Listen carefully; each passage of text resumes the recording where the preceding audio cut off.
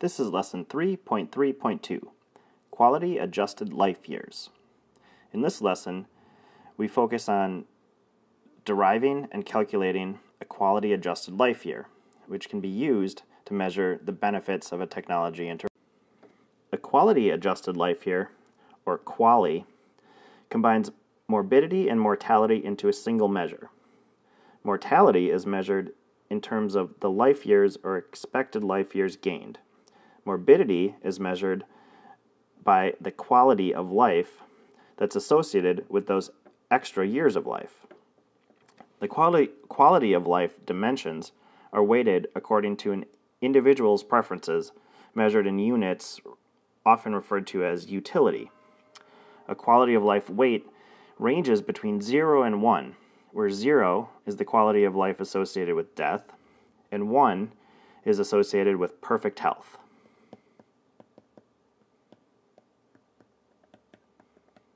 The QALY is simply the calculation of the quality of life measure times the number of years in a particular health state. And then the total benefit is the sum of all QALYs over time. This can be represented graphically, which I'll show on the following slide. Consider the example of an 82-year-old male who has a heart attack at the age of 85. At the age of 82, this individual has a quality of life of 0.95. That's close to, but not perfect health. That health remains for the next 3 years. However, at the age of 85, this person has a heart attack, and then for the following 2 years, they have a quality of life of 0.75.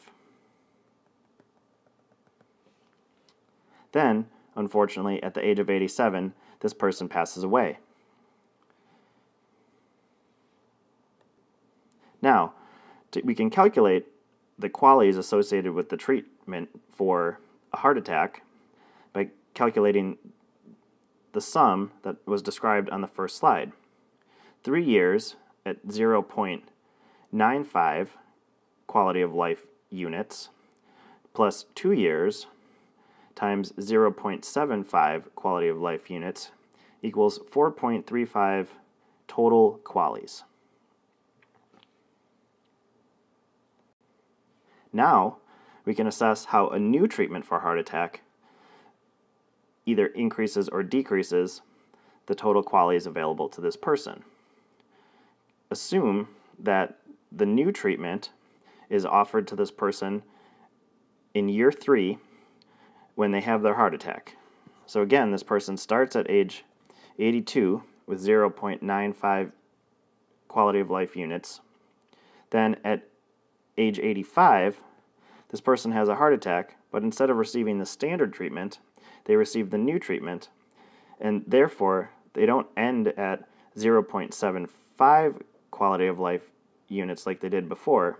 Rather, the treatment provides them with 0.85 quality of life units and results in a longer amount of expected life years, and they end up living for a total of 4 more years out to here.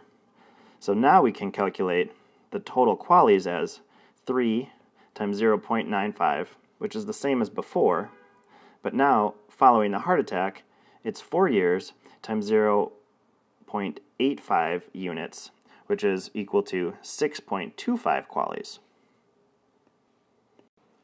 The benefits of the new treatment for heart attack can then be calculated as the difference between the total QALYs for the new treatment minus the total QALYs for the old treatment. The difference is 1.9 QALYs. In other words, the new heart attack treatment results in an increase of 1.9 quality adjusted life years. There are a few more things to remember when using or calculating QALYs.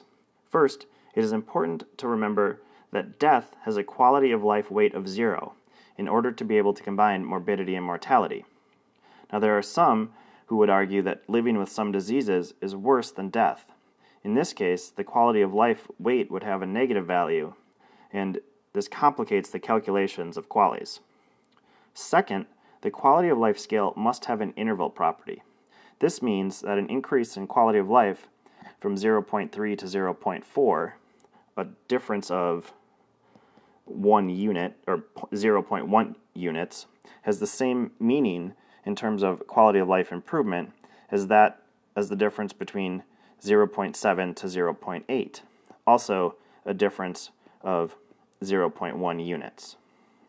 Now this may or may not be a strong assumption depending on the technology that's being assessed. However, in order for the QALYs to be calculated in the way we described, this assumption must be made.